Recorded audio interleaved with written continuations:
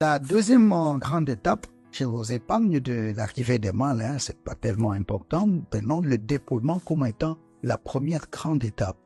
On dépouille donc, comme je l'ai dit, après avoir vérifié si tout est bien, on passe maintenant à la deuxième étape essentielle, c'est le scannage de toutes ces copies.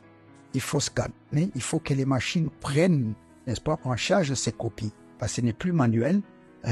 Vous êtes technicien, vous êtes informaticien, vous comprenez de quoi il est question. On va scanner et on va corriger les copies scannées. On n'aura plus besoin des copies physiques, mais on prend soin de les garder. On garde les copies physiques, que tu vas avoir une réclamation ou une autre, et il faut toujours s'en référer. Voilà. Donc, après le scannage, la correction proprement dite. Et là, l'équipe est réduite. Quand vous allez là-bas, d'ailleurs, vous aurez le temps de jeter un coup d'œil sur le travail qui se fait de dépouillement. Nous avons un grand nombre. Nous pouvons arriver à 500, 600, 800 personnes qui font ce travail. Et comme vous le savez, nous avons plus ou moins 962 800 candidats. Alors, fois 4 copies. Vous voyez le nombre que nous avons. C'est assez considérable. Et nous avons besoin de beaucoup de dépouilleurs pour que le travail se fasse dans le délai. Il faudrait bien respecter l'échéancier que j'ai communiqué au public.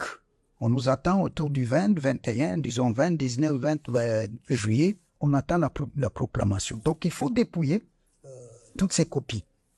Et comme vous le pouvez le constater, au fur et à mesure donc, du temps, plus les années passent, plus le nombre de copies augmente. Et alors, plus le travail aussi devient assez consistant, assez considérable. C'est pourquoi nous avons un grand nombre de dépouilleurs. Et alors, les copies scannées, on passe maintenant à la correction, comme je l'ai dit, proprement dite. Et là, ce sont des correcteurs formés et qui sont pris en compte. On les convoque et le travail commence de correction. Les copies sont corrigées, il y a un logiciel de correction et c'est fini.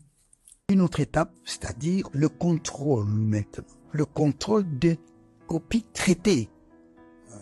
C'est tout un processus, il y a tout un mécanisme et je ne vais pas dans le détail, mais il faut contrôler si toutes ces écoles, les établissements options, comme on le dit, sont prises en compte. Si on n'a pas omis une école ou une autre, une option ou une autre, parce que nous avons des pointages qui nous parviennent dès le départ, dès le mois de mars, avril, toutes ces données nous parviennent. Alors il faut confronter les données. Est-ce que tout est prêt? Et voilà.